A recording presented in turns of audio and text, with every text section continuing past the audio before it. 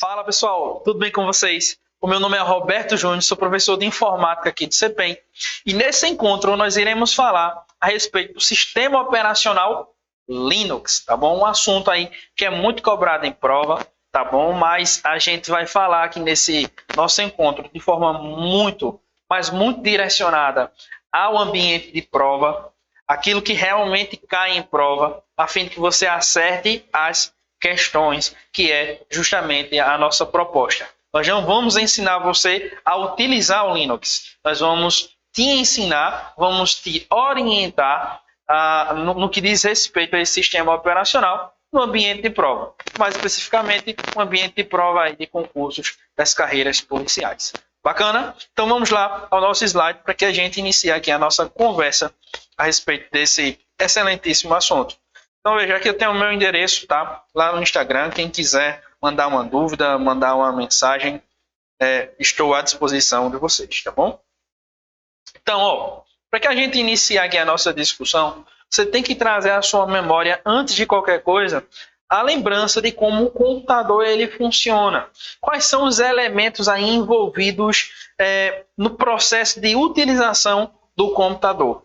Bacana? Então vamos perceber primeiro essa característica e contextualizar a figura do sistema operacional. Vamos lá? Vamos lá. Então, já que o botãozinho de ligar, você ligou. A partir do momento que você ligou, o primeiro equipamento físico do computador que vai entrar em ação é a memória RAM. A memória RAM, lá dentro da memória RAM, ela tem alguns outros programas, e um desses programas, mais especificamente o POST, ele vai no teu HD agora, e vai procurar o sistema operacional, que é justamente o objeto do nosso estudo hoje. Encontrando o sistema operacional, ele vai carregar o sistema operacional na memória RAM. A memória RAM, por sua vez, vai estabelecer uma comunicação com a CPU, a unidade central de processamento, beleza? Ou o processador. Entre a memória RAM e o processador, nós temos uma memória que auxilia nas instruções do processador, que é a memória cache. Então, ela pega informações aqui da memória RAM, que ela sabe que o processador vai precisar, armazena nela, e todas as vezes em que o processador ele precisar dessas informações, ele vai solicitar a memória cache, beleza? Então, é uma memória extremamente rápida e que auxilia bastante na utilização do computador. Bacana? Então, perceba em qual momento o sistema operacional ele entra em cena.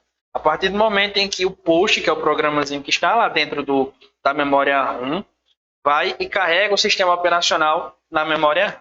Beleza? Entendido isso, compreendido isso, vamos agora falar especificamente do sistema operacional. Qual a finalidade do sistema operacional? Então vamos lá. O sistema operacional em si, ele vai ter a finalidade, gente, de gerenciar todos os recursos quando a gente fala em computador. Recursos físicos, recursos de hardware, do equipamento em si, como também os recursos de software, a ideia do programa em si. Tá bom? Então, o sistema operacional ele vai ter essa finalidade. Lembrando sempre que o sistema operacional ele é um software, então ele vai ser o principal software. Bacana? Então, ele vai fazer aí esse gerenciamento entre hardware e software. Nunca esqueça disso. Então, voltando aqui à nossa imagem, você vai ver que o sistema operacional ele vai gerenciar aqui essa intercomunicação entre a memória RAM, a memória ROM, a própria CPU, os dispositivos de armazenagem ou de armazenamento, os dispositivos de entrada e os dispositivos aqui, de saída, beleza? Então, o sistema operacional ele tem essa finalidade de gerenciar, tá? Tanto a parte lógica quanto também a parte física, que é o próprio funcionamento do computador. Ele vai gerenciar os arquivos, vai gerenciar também as tarefas que são realizadas no computador. Por isso que a gente diz também que o sistema operacional ele é o quê? É a interface do usuário. Por que interface do usuário? Ele é o elemento que a gente usa para conversar com o computador. Você está utilizando o sistema operacional, você diz ao computador o que quer por meio do sistema operacional. Beleza? Então, ó, conteúdo específico, né, do nosso encontro aqui, o sistema operacional Linux, bacana. E o que é que a gente vai abordar aqui no nosso encontro? Os principais conceitos, os conceitos gerais, o que vem a ser um software livre, né, dentro do contexto do próprio Linux, e os principais comandos textuais. Isso aqui é o que mais cai em prova, beleza? Aí aqui nós temos, né, justamente os dois slogans aí desse programa, né? Aqui nós temos o pinguizinho, que ele se chama Tux, tá? Acredite se quiser. Isso já foi cobrado em prova de concurso público, tá? Imagina o Sebrasp, né? O Sebrasp é uma banca que se responsabiliza bastante pelo que produz. Mas algumas bancas aí já cobraram o nome do mascote lá do Linux. Então, para se precaver, Tux, beleza? E aqui nós temos justamente esse boizinho, né? Que é um boi GNU, e faz menção justamente ao projeto que mantém aí a ideia do Linux, né? Que se associa ao Linux. Enfim, vamos embora. Para reiniciar aqui já o nosso momento de discussão, vamos responder a primeira questão. Em computadores com sistema operacional Linux ou Windows, o aumento da memória virtual possibilita a redução do consumo de memória RAM em uso, o que permite executar de forma paralela e distribuída no computador uma quantidade maior de programas. Gente, qual é o erro dessa questão?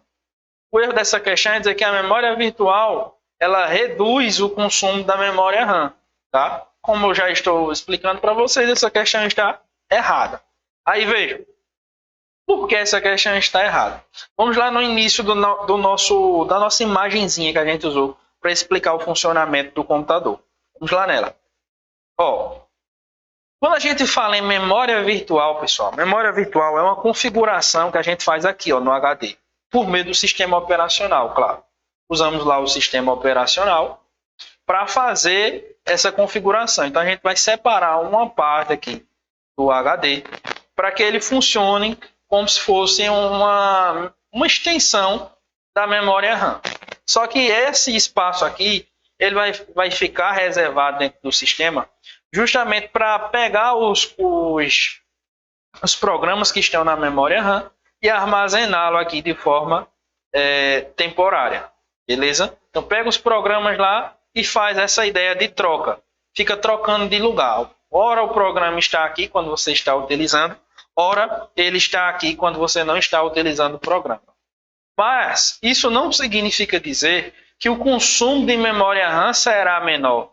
Na realidade, significa dizer que o trabalho com os programas é que vai melhorar, né? Porque vai existir uma espécie de extensão aqui, né, do trabalho com os próprios programas. Beleza? Então, essa é a ideia. A memória virtual, lembrem-se, né, a gente já trabalhou isso quando estávamos falando lá nos fundamentos da computação. Falei lá com vocês que a regra de uma memória, qualquer tipo de memória, é que seja física. E a memória virtual é a única exceção a essa regra. Então, muito cuidado aqui nesse contexto, beleza? Entenda que a memória virtual ou memória de troca tem essa finalidade de ficar trocando o programa de lugar, né, com o espaço lá do HD que foi configurado para funcionar como uma extensão da memória RAM, digamos assim, para que fique mais próximo do teu entendimento. Bacana? Então vamos dar prosseguimento aqui à resolução de questões para que a gente veja como esse conceito de sistema operacional ele cai em prova, porque essa é a nossa proposta aqui no nosso curso, tá certo? Então simbora. Segunda questão, os sistemas operacionais oferecem serviços como acesso ao ambiente computacional, execução de programas e gerenciamento de entrada e saída de dados. Assinale a opção que apresenta exemplo de sistema operacional gratuito para uso em computadores do tipo desktop.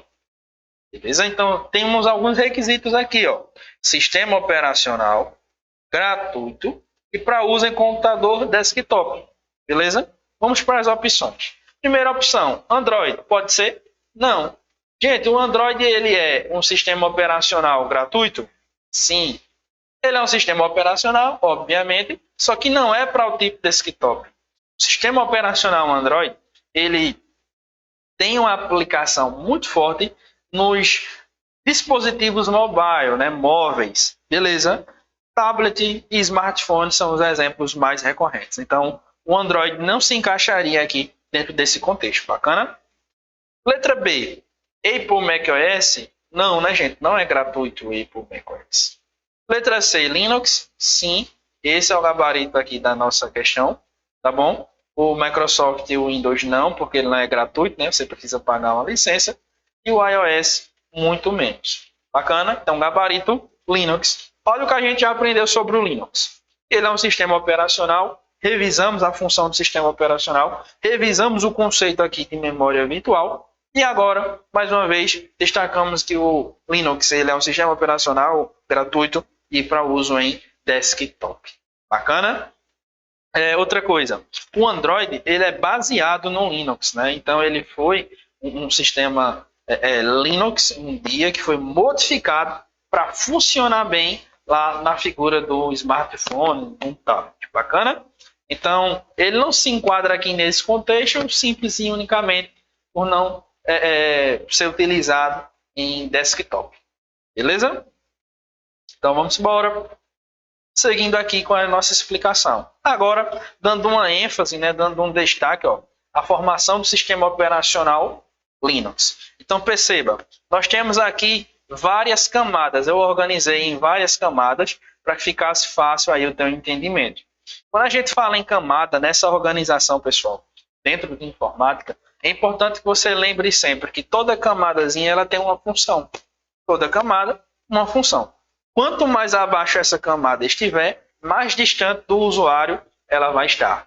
Isso é um outro detalhe aqui também, muito interessante para que você leve para a prova. E só com esse dado, você já consegue também acertar algumas questões. Beleza? Então vamos lá. Ó. Então nós temos aqui, na camada mais distante do usuário, a ideia do hardware, né? Que é justamente a parte física do computador. Um pouco mais acima, nós temos o kernel, ou kernel, que é justamente o núcleo do sistema operacional. É o kernel que conversa aqui diretamente com o hardware, beleza? Mais acima do kernel, nós temos justamente o shell. O que vem a ser o shell? O shell nada mais é, pessoal, do que a caixinha que a gente usa, né, para conversar com o computador, né, o terminal textual. Então, ó, permita-me escrever aqui. Temos lá um quadradozinho. E esse quadradozinho que a gente usa, né, que a gente lá dentro do Windows nós chamamos de CMD, o prompt de comando, a gente vai lá e digita comandos aqui. Sei lá, CD. Digitamos também um outro comando, RM. Para que significam esses comandos? Vamos ver um pouquinho mais à frente. Mas o fato é que esses comandos eles possuem uma função. Eles representam aí ações do sistema operacional de acordo com as nossas solicitações. Beleza? Então, voltando à explicação aqui da formação do nosso sistema, temos o shell, que é justamente esse interpretador de comandos textuais. Acima do shell, nós vamos ter justamente a figura do bash, né, que é uma aplicação em shell, né, um exemplo muito comum. Aí nós temos aqui, ó, a GUI. O que vem a ser a GUI é a interface gráfica de usuário e também a ideia do servidor X, né, que é justamente a ideia de termos uma ligação entre a GUI e o shell. Né? Essa é a ideia. Uma coisa muito importante, alguns examinadores podem cobrar essa ideia de ambiente X. O que é um ambiente X? É justamente o mesmo que a interface gráfica de usuário. Tá? Só para complicar um pouquinho a nossa vida. Né? Parece que eles têm essa finalidade. Mas enfim, com calma a gente consegue aqui diferenciar. Bacana? Essas são as partes do sistema operacional. E aqui mais acima, como eu sempre gosto de destacar, nós temos também a posição, a função nesse ambiente da figura do usuário, beleza? Que é sempre importante. Aí em casa, você vai ter acesso também a esse slide, tá? Eu vou disponibilizar esse slide aí na plataforma. Vocês vão baixá-lo para resolver essas questões e revisar também, ó, essas explicações que eu deixei aqui ao lado, tá bom? Para facilitar, para fixar ainda mais o assunto, beleza? Então essa é a tua tarefa. Bacana? Vamos agora falar, principalmente dentro do ambiente Linux, mas vamos destacar agora, falar a respeito do software livre. Beleza? Então vamos lá. O que vem a ser essa expressão aqui, ó? Software livre. Gente, software livre, olha o nome. Livre. Livre vem de quê? De liberdade. Liberdade. Então, se o examinador ele quiser brincar um pouco mais, trazer algo muito profundo, o que é que ele vai dizer em relação ao software livre? Ele vai apresentar lá que o software livre ele surge justamente de um movimento filosófico tecnológico. Professor, eu fugi de filosofia a minha vida toda e agora eu me adaptando, tentando me adaptar à informática, se eu falo isso. Calma, meu querido aluno. Preste atenção. É um movimento filosófico tecnológico. Por quê? Porque questiona o poder das grandes corporações mundiais de tecnologia. O que essas grandes corporações elas fazem? Elas não oferecem ou não explicam como o seu programa funciona. E podem ali, por debaixo dos panos, estar tendo acesso às suas fotos, aos seus dados pessoais como um todo, e não explica nada disso, porque simples e unicamente você não consegue ler o código que forma esse programa, esse software que você acaba utilizando. Beleza? Então, o software livre, ele questiona justamente isso e possibilita e oferece aí a proposta de desenvolvimento de programas que são livres.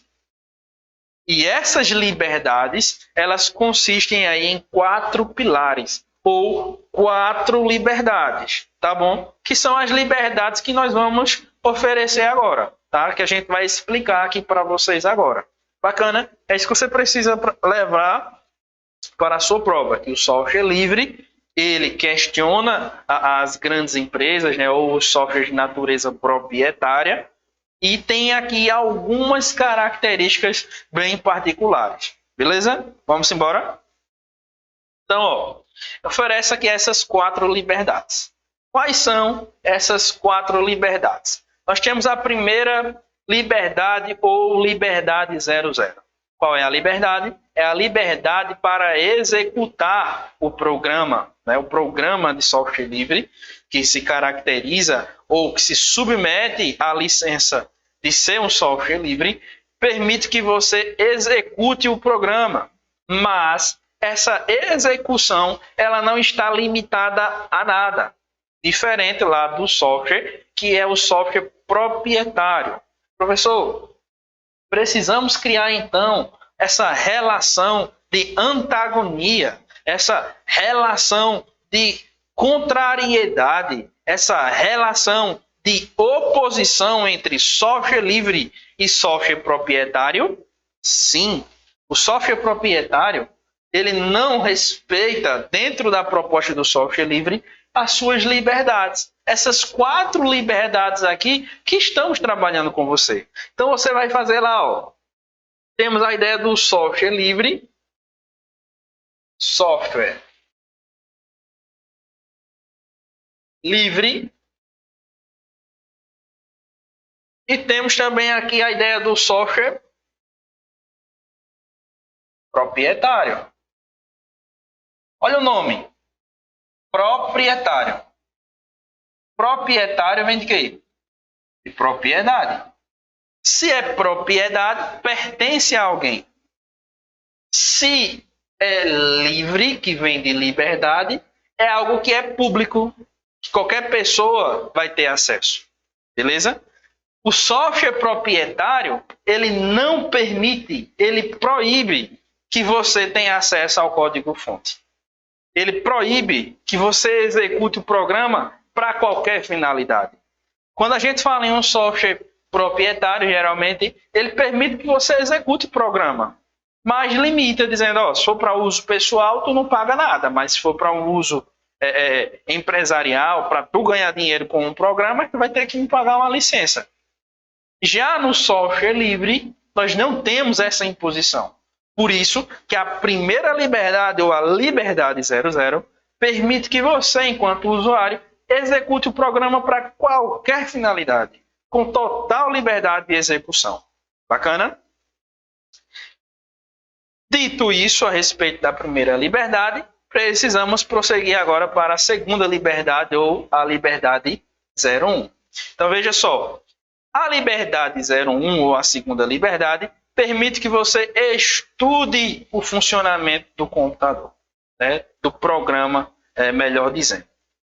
Quando você vem estudar o funcionamento do programa, você vai saber quais dados ele vai requerer, o que é que ele vai ter acesso ali no momento da utilização daquele programa, beleza?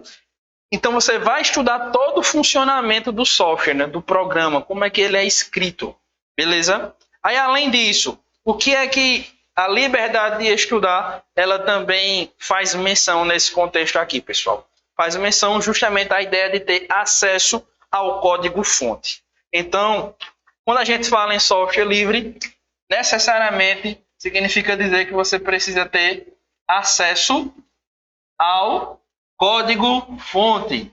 Gente, código-fonte, o que significa isso? É justamente um arquivo em que as pessoas utilizam, né, os programadores utilizam, para escrever a forma como o programa vai funcionar. É a escrita do próprio programa. Por isso que é código-fonte. Então, o software livre ele permite o acesso ao código-fonte. Quando, em contrapartida a isso, o software proprietário não permite. Tá bom? Então, a liberdade de ter acesso ao código-fonte está extremamente associada à liberdade de estudo do funcionamento do programa. Então, você já fica aí atento, tá, nesse contexto, a essa característica bem específica. Tá bom? Segunda liberdade, o estudo do programa, que está associado justamente ao acesso ao código-fonte. Continuando agora, liberdade 02, ou terceira liberdade.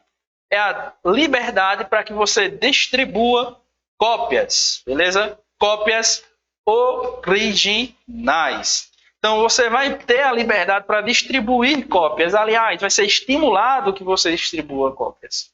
Você gostou do programa de software livre, você vai poder distribuir cópias, colocar em DVD, colocar no seu site para que as pessoas acessem e baixem sem nenhum problema, sem nenhuma restrição. Coisa que não acontece com o software proprietário. Você não pode baixar o software proprietário do site dele e disponibilizar em outro site. Não é recomendado. Você não tem essa liberdade.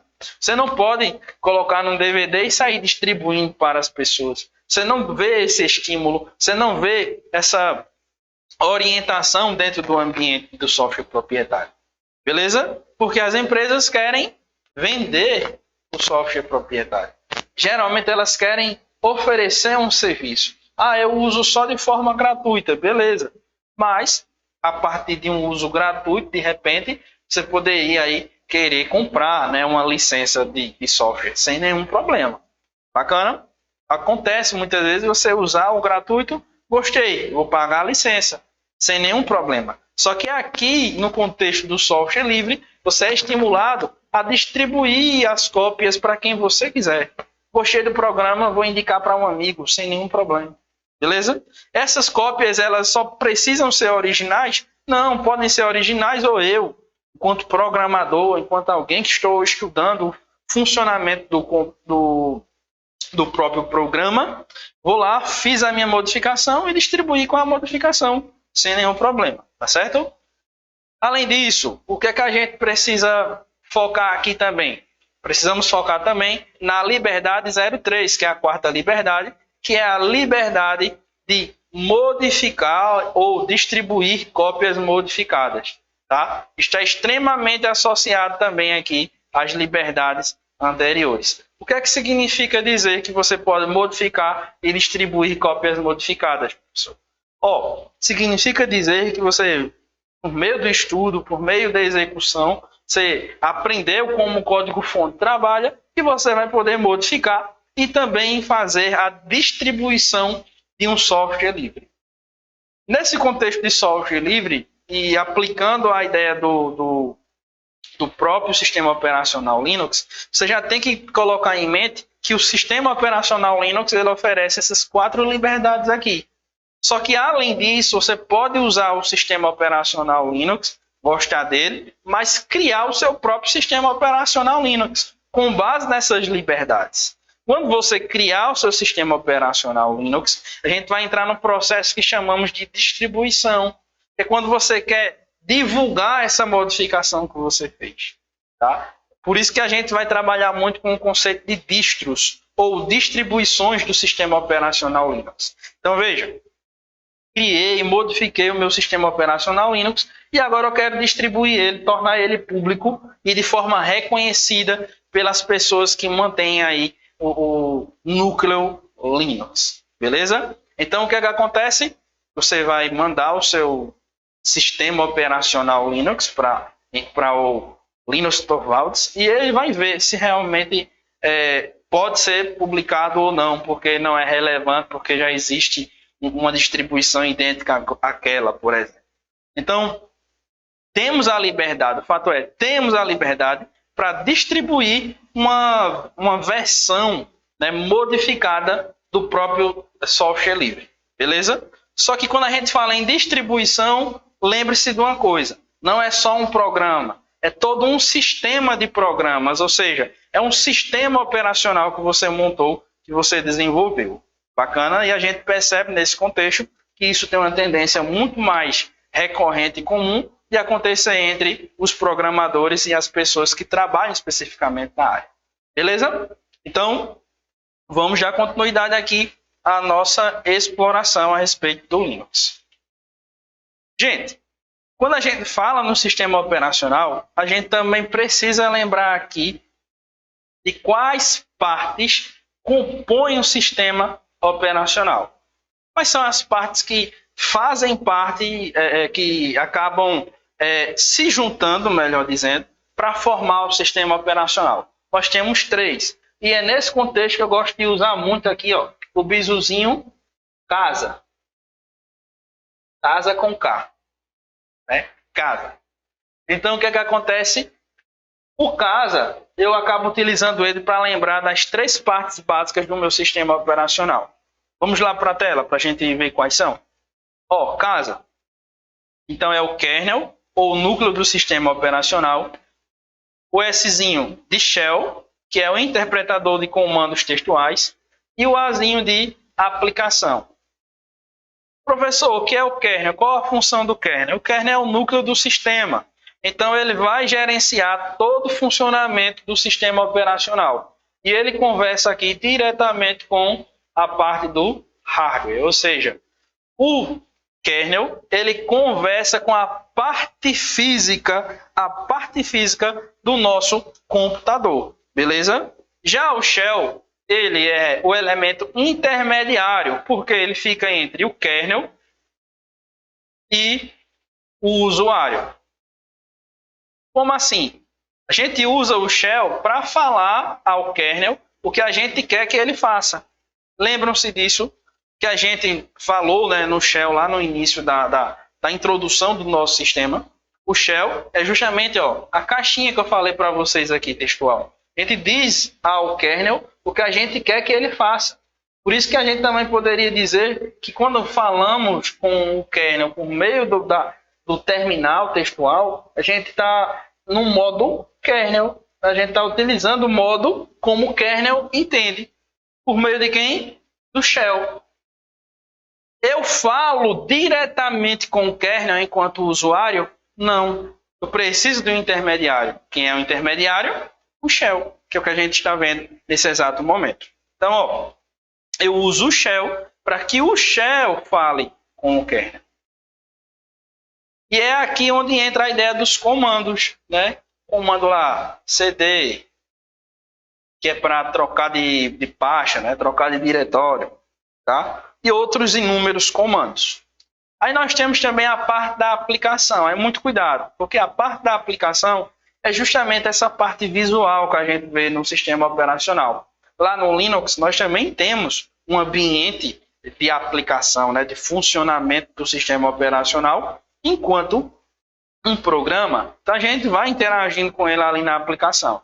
Só que, pela característica dele ser um software livre, que foi o que a gente falou aqui anteriormente, essa aplicação ela varia, né? Ela é muito distintas, né? São muito diferentes umas das outras. A gente tem as distribuições Linux, né? Que são programas, que são sistemas operacionais com um núcleo Linux.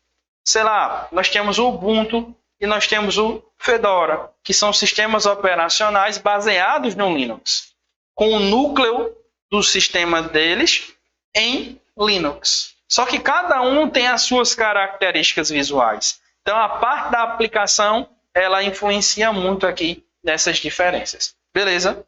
Então, a aplicação é a parte em que a gente vê, que a gente interage de forma gráfica. Bacana? Voltando aqui para a nossa imagem. Só para facilitar. Quando a gente fala na ideia do shell, shell em inglês significa concha. Não é à toa que a gente tem lá, né, aquele sloganzinho do posto, né, da rede de posto, né, de postos, shell, né, que é justamente uma conchazinha. Tá? Então, quando a gente fala no shell, você lembra aí da ideia de concha. É o que protege o kernel. É o que é o intermediário entre o ser humano e o kernel. Então, a parte mais importante do sistema é o quê? É o núcleo, que é o kernel, que foi o que eu expliquei para vocês. Então, vamos lá. Aqui no centro, a gente poderia dizer isso aqui, essa pérola, né? Ela funciona como sendo justamente o kernel, né? De forma analógica. É a parte mais importante, né? A parte mais importante de uma concha, né? É justamente a pérola que ela pode ter dentro dela. Não é isso? Então, aqui nós temos justamente o shell. E aqui a gente vai ter justamente a conversa direta com o usuário conversando com o shell e o shell conversando com o kernel, beleza? Eu espero que isso, até o presente momento, tenha ficado claro para vocês. O ser humano ele não fala diretamente com o kernel. Então, se o examinador disser que pode existir essa conversa direta entre o kernel e o usuário, você vai dizer que está o quê? Errado, beleza?